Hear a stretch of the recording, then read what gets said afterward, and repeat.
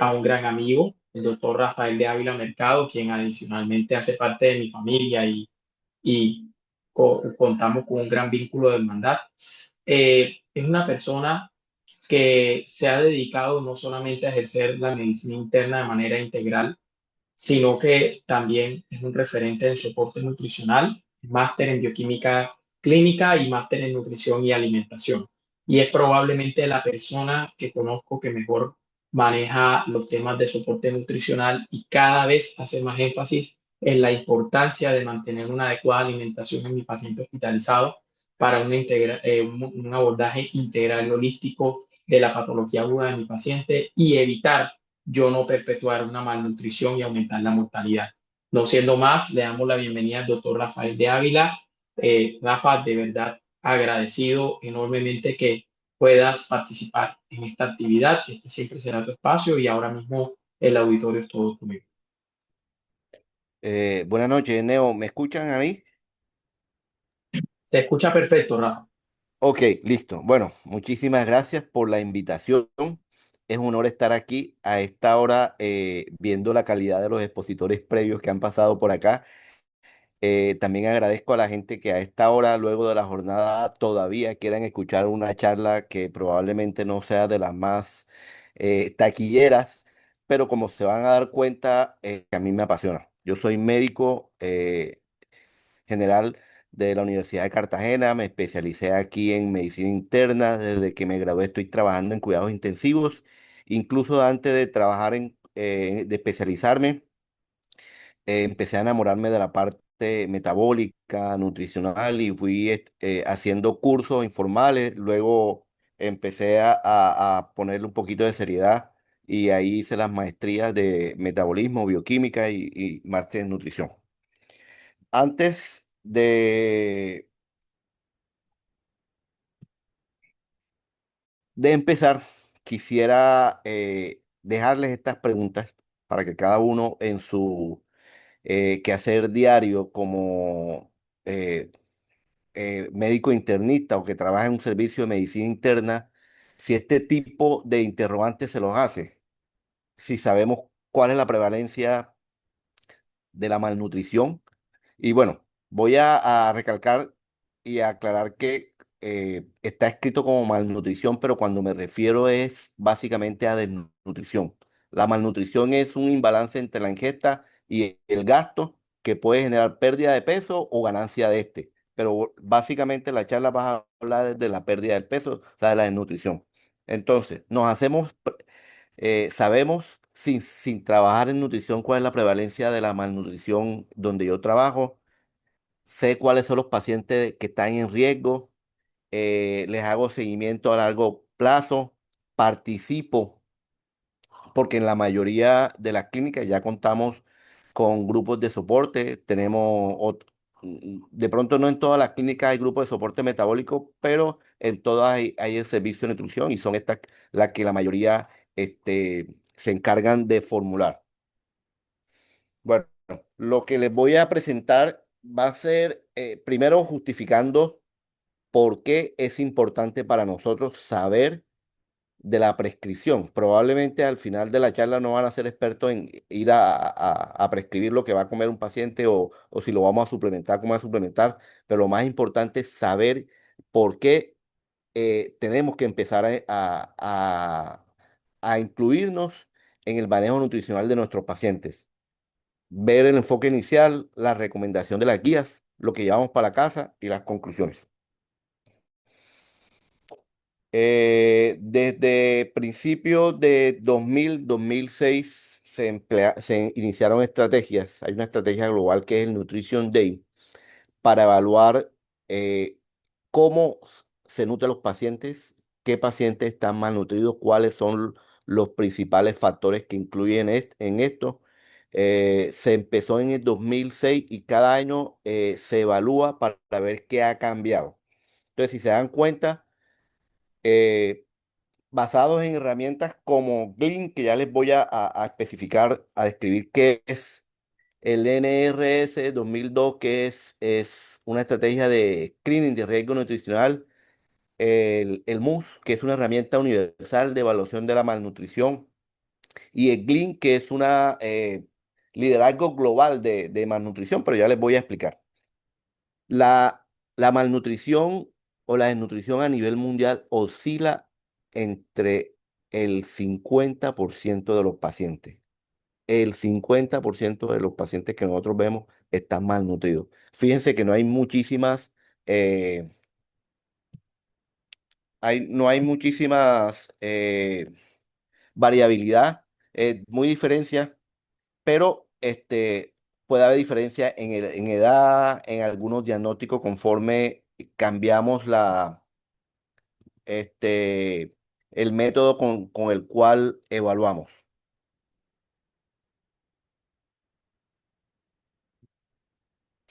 Bueno, entonces les contaba que desde el inicio de la estrategia, 2006, la malnutrición hospitalaria persiste sin mejorías sustanciales. La mayoría de los pacientes ingresan ya en riesgo o malnutridos. Ahí cabe la importancia de la pregunta que le hice inicialmente, si nosotros conocemos o evaluamos qué paciente llegó con una crisis hipertensiva, llegó con una crisis hiperglicémica, llegó con una neumonía. ¿Será que nosotros estamos haciendo la evaluación o solo ponemos, ponle dieta hiposódica, dieta hipoglúcica o dieta para cardiópatas? Las principales causas van en aumento y aumento de las comorbilidades, la expectativa de vida eh, aumentó y con esta aumentaron ay, miércoles, ahí está. Y bueno, aumenta la edad de los pacientes y aumentan las comorbilidades. Entonces, ¿cuáles son los principales factores de riesgo eh, identificados? La edad avanzada, cáncer, insuficiencia renal o hepática, la infección, la fragilidad. O sea, están hablando de la mayoría del grueso de nuestros pacientes que vemos todos los días. La baja ingesta actual o reciente es uno de los predictores más fuertes de mortalidad. Si el paciente lleva más de una semana que no está ingiriendo por cualquier causa, producto de la enfermedad o producto de su patología crónica, eso es un factor importante que nos empeora la mortalidad. El nada vía oral prolongado, síntomas gastrointestinales, alteración de la deglución. Estos viejitos hay que evaluarles por fonoaudiología si están tragando, si pueden tragar, porque muchísimas veces nosotros revisamos el cuadro hemático, la glicemia, cómo va los leucos, cómo va la proca, y a veces nos olvidamos de preguntar, ¿está deglutiendo? ¿Se comió toda la comida? ¿Dejó esto? Etcétera, etcétera. Obviamente la depresión y los estados las alteraciones de estado anímico también influyen en la ingesta, la pérdida de peso, más del 5% en 3 meses o un índice de masa corporal por debajo de 18,5 de ingreso es un factor de riesgo. Y obviamente el riesgo es aumentado en los geriátricos, en los servicios de oncología, en las unidades de cuidados intensivos y los pacientes polimórbidos. Este es un estudio que me encantó. Es un estudio que fue publicado en el 2020. Aquí la referencia está mal. Hecho en Panamá, en Canadá. Estos pacientes los evaluaron con una estrategia que es valoración global subjetiva al ingreso y encontraron al ingreso tenían el 31%.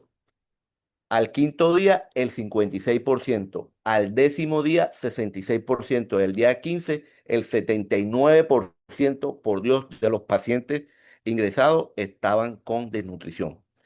Y resulta que antes de darle salida, el 36% continuaba con eso. Eso es algo preocupante. Ellos los clasificaban en A, B, C, D. Si está bien nutrido, desnutrido, moderada, de nutrición moderada o nutrición severa. Se encontró un deterioro clínico en el 25,3% y solo mejoría en el 11%. ¿Qué significa? Que estamos dando de salida a los pacientes con desnutrición y muy, pero muy seguramente sin un plan de recuperación nutricional de manera ambulatoria. Entonces, esta tablita gráfica que es de ese mismo estudio, a su izquierda, los grises, miren cómo vemos desde a la admisión hasta el día 15 poniendo en más clarito los pacientes que están bien nutridos y cómo en la medida que avanza, cómo se va afectando de manera negativa el estado nutricional. De la misma manera, a la derecha, los rojitos habla de la intervención nutricional necesaria desde la admisión hasta que pasan 15 días. O sea, un paciente desde el ingreso, ojalá, debe hacerse la evaluación y si hay que hacerle, empezar a hacer intervención nutricional, debemos hacerlo tan importante como ponerle la antiagregación, o tan importante como cultivarlo y ponerle el antibiótico. Entonces, la prescripción nutricional, si bien nuestro estrategia académica y nuestra preparación académica como internista no nos da nutrición, y esto es un llamado de atención de pronto para nuestras universidades, tenemos que necesitamos un conocimiento básico de nutrición, principalmente para la evaluación. Y siendo la prescripción nutricional clínica, los principales clínicos somos nosotros. Afortunadamente ya contamos en la mayoría de las clínicas, como le dije, el grupo de soporte que se encargan de eso y hacerle el seguimiento. Entonces, debemos hacerle la valoración y el diagnóstico si el paciente no solo tiene riesgo, sino que está malnutrido, darle la indicación, evaluar la vía de nutrición, ojalá que todos los pacientes sea por vía oral y si no puede, por algunos problemas de glutido, utilizar la vía enteral. Y hacerle el seguimiento de la eficacia, hacerle evaluación del peso, evaluación hidroelectrolítica, evaluación del edema, evaluación de la fuerza. Muchas instituciones no tenemos cómo medir el porcentaje de grasa, el porcentaje muscular, pero podemos hacer evaluación funcional. Eso lo pueden hacer la fisioterapeuta, incluso los nutricionistas también, con aparatos que miden la fuerza muscular. Entonces, el primer paso que debemos aprender aquí es identificar el riesgo y o la malnutrición. Eva- Comparemos la guía. La guía europea habla de dos modelos, un modelo de dos pasos, el tamizaje y la valoración. Y utiliza las herramientas que a partir de hoy debemos meternos en nuestro disco duro, el NRS, que es Screening de Riesgo Nutricional de 2002, el MUS, que es una herramienta universal de evaluación de la malnutrición, el MNASF, que es la mini valoración nutricional de forma corta. Estas son las tablas de valoración nutricional validadas y que la tenemos a la mano en cualquier celular, en cualquier computador para hacer la evaluación del paciente. Clasifica a los pacientes etiológicamente con o sin inflamación, que es importantísimo porque a la hora de abordar el paciente desde el punto de vista nutricional no solo es darle comida, sino corregir o abordar la patología que lo está metiendo en inflamación. Enfatiza esta en composición corporal y funcionalidad, basada en Glean, que ya les voy a hablar de qué es, y estandariza ya a partir del 2017 el LESPEN, terminología global, basado en la reunión de consenso que es el Glean, que como les dije ya les voy a explicar. El ASPEN, que es la americana junto con la Sociedad Americana de Dietistas, enfatiza en pérdida de peso, ingesta reducida, pérdida de grasa, pérdida muscular, si hay presencia de edema, disminución de la fuerza, y los diagnostica en malnutrición moderada o severa, considera la inflamación como eje etiológico y útil para documentación clínica y codificación. Ya vemos que estas dos guías, estas dos sociedades están hablando de términos muy similares, lo cual es muy bueno a la hora de aplicar las guías. La FELAMPE, que es la Federación Latinoamericana, también promueve, primero, promueve el derecho al cuidado nutricional. Eso es, por una declaración desde 2019, se procura que sea un derecho fundamental a todo paciente, a menos que tenga contraindicaciones para esto. Establece un tamizaje universal dentro de las primeras 24 a 48 horas. Si bien el paciente está muy inestable, uno puede, listo, pero llegó el paciente, si lo va a hospitalizar para manejo antimicrobiano, debe ir con una estrategia de comida y evaluar si tiene riesgo o no tiene riesgo. Eh, Derivación obligatoria de la evaluación formal, eso es, recomienda FELAMPE, que a todos los pacientes que ingresan en algunas clínicas de aquí de la ciudad, se genera la evaluación en la historia de ingreso de la medición del índice de masa corporal y si está en riesgo, inmediatamente le dice a uno, pida la evaluación por soporte.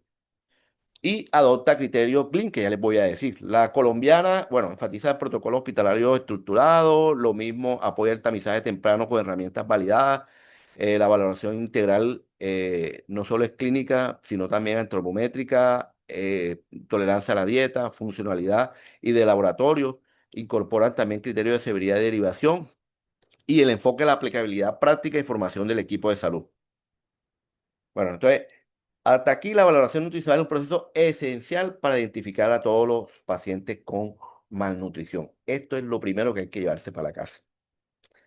Resulta que las guías internacionales, ESPEN, ASPEN, CELAMPE, la Asociación Colombiana, coincidieron en un modelo de dos pasos, que es la iniciativa GLEAN, iniciativa que en el 2016 reunieron a unos expertos, se hicieron algunas preguntas y estas son las recomendaciones. El principal objetivo de ellos fue establecer los criterios diagnósticos universales, simples y clínicamente aplicables. Aquí estamos viendo un paciente en Cartagena, en España también deben estar haciendo la misma valoración con los mismos criterios. Como les dije, fue un comité de expertos que evaluaron diferentes preguntas y aquí están las recomendaciones. Entonces, lo ideal, el objetivo principal era ver los pacientes que tenían riesgo de malnutrición. Y estas fueron herramientas para valoración nutricional del riesgo nutricional. La NRS 2002, MNASF y el MUS. No se les va a olvidar. Cualquiera que usted utilice para evaluar al paciente a partir del primer contacto con él es válido para hacer la estrategia GLEAN. Aquí está una comparación de las tres. Fíjense, una de las ventajas que es rápido, está validado, eh, nos sirve para los viejitos, es muy versátil, fácil de aplicar. La mayoría utiliza el índice de masa corporal como estrategia de medición, la pérdida de peso, la movilidad y la enfermedad aguda. Entonces, ya una vez que identificamos al paciente con el riesgo, con las herramientas que le di, el siguiente paso en la estrategia GLEAN es evaluar los criterios diagnósticos fenotípicos, que son bien importantes porque para evaluar la severidad necesitamos mínimo uno de estos. Entonces, el primero es una pérdida de peso más del 5% en 6 meses o más del 10% durante más de los 6 meses. Que tengan un bajo de índice de masa corporal y aquí quiero resaltar que ellos bajaron los 18,5 de la OMS a los pacientes de menos de 70 años hasta 20 y pacientes por encima de 70 que tengan un índice de masa corporal menor de 22 kilogramos por metro cuadrado es un paciente que tiene un criterio fenotípico de malnutrición. Y la otra es la disminución de la masa muscular. Aquí sabemos que tenemos estrategias como el DEXA, la resonancia magnética, la ecografía, pero ellos avalan también la funcionalidad. Por ejemplo, la fuerza de prensión de la mano, la posibilidad de levantarse de una silla sin tener que agarrar. Entonces, esas son estrategias que nos sirven. Lo- los nutricionistas tienen aparatos para poder medir la fuerza. Entonces, repasando, tenemos la evaluación de riesgo, segundo, criterios diagnósticos fenotípicos y están los criterios etiológicos, donde tenemos hay reducción de ingesta o asimilación de los alimentos, o sea, menos del 50% de los requerimientos por más de una semana. Doctor, este paciente ya me deja más de la mitad del plato. Yo no, ni me quiere tomar agua. Ya sabemos que ese es un paciente que tiene riesgo nutricional. O por una reducción de mayor de 2 semanas que se considera como crónica, el paciente que tiene sintomatología gastrointestinal como vómito, diarrea, que tiene alteración para la dilución, fármacos que produzcan compromiso del estado de conciencia, insuficiencia pancreática, cirugía previa, nada vía oral, la dispepsia. Y el último criterio etiológico es la inflamación o la carga de la enfermedad. Aguda, el paciente tuvo un trauma, está por un proceso infeccioso, está por una cirugía grande, una quemadura o crónica, como son las patologías que nosotros vemos todos los días. Entonces, y la clasificación etiológica va relacionada, eh, lo podemos en cuatro clasificaciones relacionadas con la enfermedad. La primera, con enfermedad crónica, con inflamación.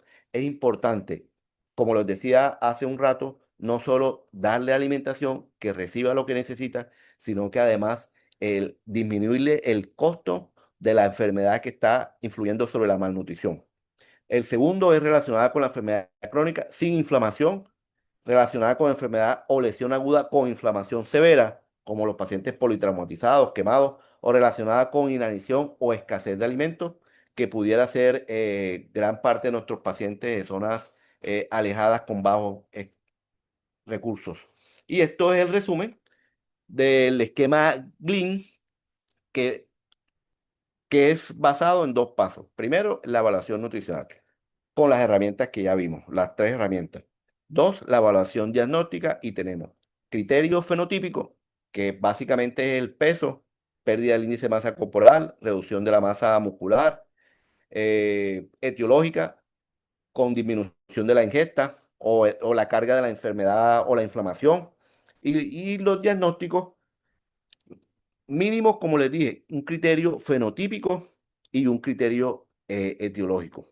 Con esto determinamos si el paciente tiene una malnutrición severa e inmediatamente iniciamos la intervención nutricional. Entonces, ¿cuál es el papel de nosotros?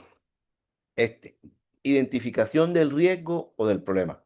Llegó el paciente, bueno, vamos a ver cuál era la herramienta que dio el doctor de Ávila en la charla esa de la noche.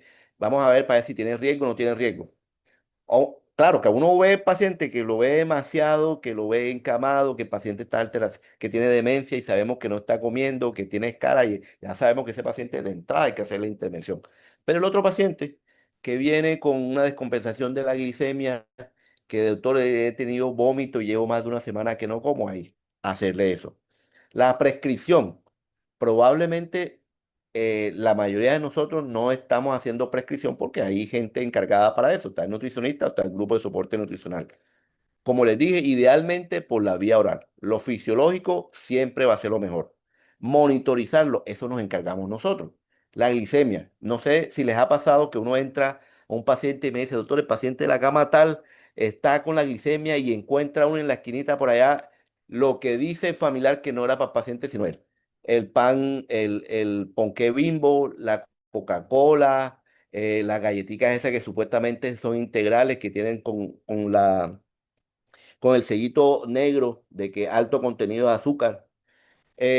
Y obviamente, o sea, no solo eso, la parte electrolítica, ver el edema, el peso, lamentablemente no en todas las clínicas hay un peso para hacerle seguimiento, y no solo al paciente con falla cardíaca, con edema. Este paciente hay que evaluarlo porque, como les dije, un gran alto porcentaje lo mandamos para la casa con un diagnóstico de nutrición, la prevención de las complicaciones y el plan de salida. Entonces, esto fue lo que nos enseñaron, esto es lo que está en la mayoría de las guías.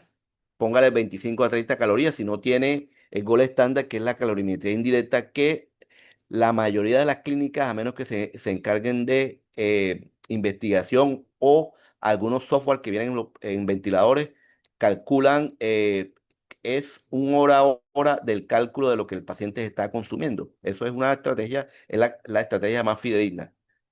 Pero si no, nos dijeron las fórmulas no son exactas o la más fácil es ponerle 25 a 30 calorías, póngale proteína 1,2 a 2 gramos, carbohidrato que sea el 60% de los macronutrientes y que tenga un mínimo de gramos de fibra al día.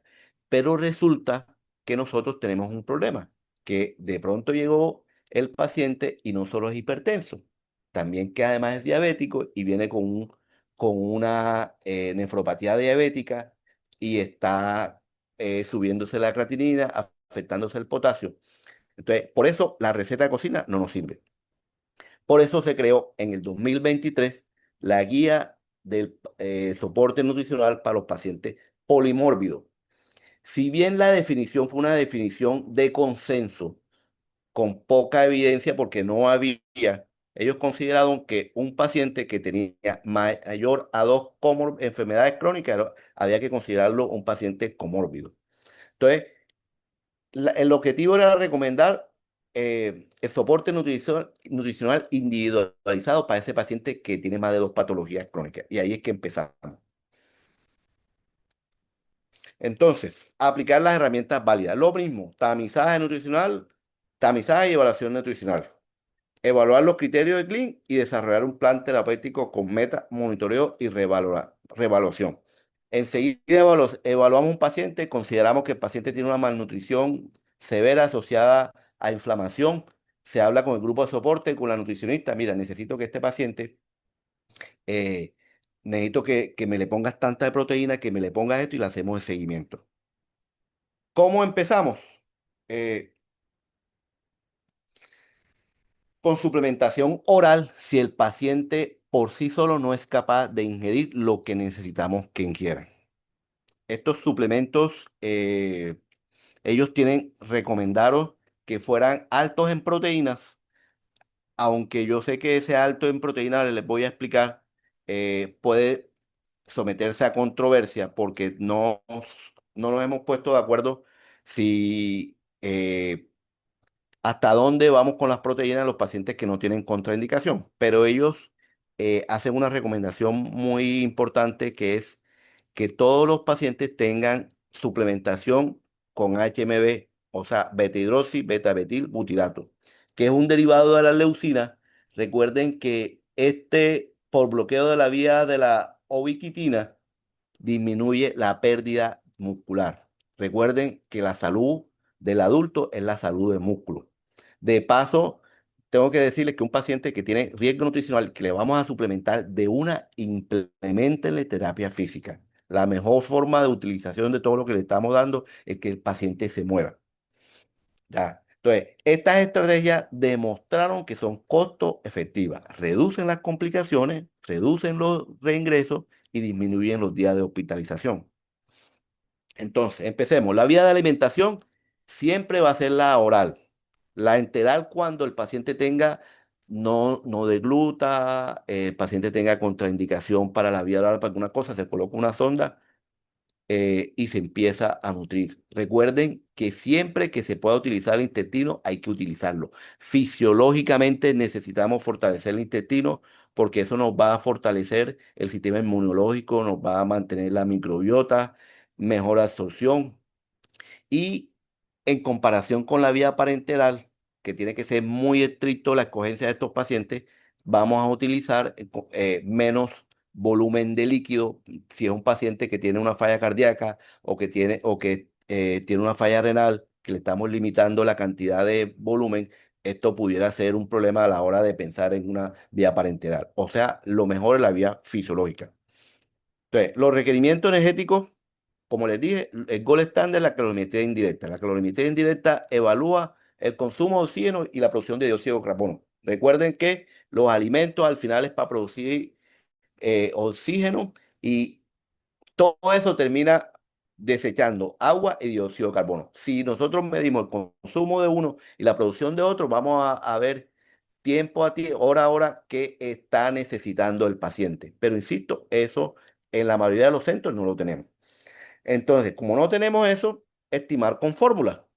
Pacientes mayores de 65 años, el gasto en reposo recomienda de 18 a 20 calorías por kilo y total alrededor de 27 calorías por kilo. En aquellos pacientes que tienen una disminución severa del peso, recomiendan empezar con 30. Bueno, la meta 30, pero obviamente empezar muy cuidadosamente por el riesgo de que nos venga a hacer síndrome de realimentación, que es una complicación, estos pacientes, una complicación electrolítica severa que puede producir la muerte si nosotros comenzamos a darle todos los requerimientos a un paciente que lleva mucho tiempo sin ingesta. Entonces, aporte proteico, recomiendan de 1,2 a 1,5. La evidencia les favoreció a menos pérdida muscular, mejor funcionalidad, menos estancia hospitalaria. Obviamente, insuficiencia renal que no está en diálisis, no debemos subir por 0,8 gramos por kilo. Combinar con ejercicio físico adaptado, terapia física. Paciente con problema nutricional, si no tiene contraindicación, de una terapia física. Y como les dije, alta proteína, mejor supervivencia y mejor función muscular. Con respecto a los micronutrientes y algunos nutrientes específicos, cuando el paciente tiene riesgo, deberíamos hacer un screening de todos los electrolitos, de algunas vitaminas, porque la única indicación de reposición, de corrección, es que se documente que hay déficit. De lo contrario, no debemos reponer eh, micronutrientes. En los pacientes con úlcera, eh, además del HMB, recomiendan la arginina y la glutamina. La glutamina es precursora de la arginina es uno de los aminoácidos fundamentales para la regeneración de tejido nuevo y la cicatrización. Entonces, seguimiento. De entrada, iniciar el soporte nutricional. Si bien tenemos un grupo de soporte, si bien tenemos un nutricionista, nosotros somos los dueños del paciente, los responsables del paciente y tenemos que evaluar con ellos cómo está, qué ingesta tiene, cómo está llevando, cuánto van las proteínas, cómo van los electrolitos, cómo van el gasto calórico, para nosotros participar a partir de manera muy activa del seguimiento nutricional. Mantener ese seguimiento cuando se vaya de alta, porque imagínense si el paciente se nos hospitaliza por una escala sobreinfectada. Mejoramos eso y no lo mandamos para la casa con un seguimiento, lo vamos a tener en poquito tiempo si llega vivo. Monitorizar peso, la fuerza de prehensión, un aparatico que tienen nutricionistas, también tienen los terapeutas físicos, la ingesta y esto, como les dije, es un equipo multidisciplinario. Nosotros somos responsables del paciente. Los que puedan y estén capacitados para prescribir, pueden prescribir. En algunos sitios no hay grupo de soporte y nosotros podemos prescribir, conociendo cuáles son el soporte, el armamento de soporte que tenemos. La nutricionista es fundamental, la enfermera, para que nos diga el paciente, doctor, vomitó, ingirió, le hicimos un resurio. Resulta que cuando le pusimos eso ese soporte empezó con diarrea o se le subieron las glucos, es fundamental. Y el de farmacia, que es el que nos va a brindar todo. Entonces, conclusiones. Tamizaje de entrada. Primer contacto con el paciente. Doctor, ¿tiene una valoración con el paciente? Listo. Esto tiene que ser además de la razón por la cual le pidieron la valoración. Individualizado, que ya está demostrado que mejora los resultados clínicos. Los suplementos cuando son requeridos reducen mortalidad y las complicaciones. Un buen aporte proteico. No voy a hablar de altas, sino de un buen aporte proteico eh, con los micronutrientes esenciales suplementados cuando hay déficit. O sea, foco integral, interdisciplinario y continuo. Muchísimas gracias.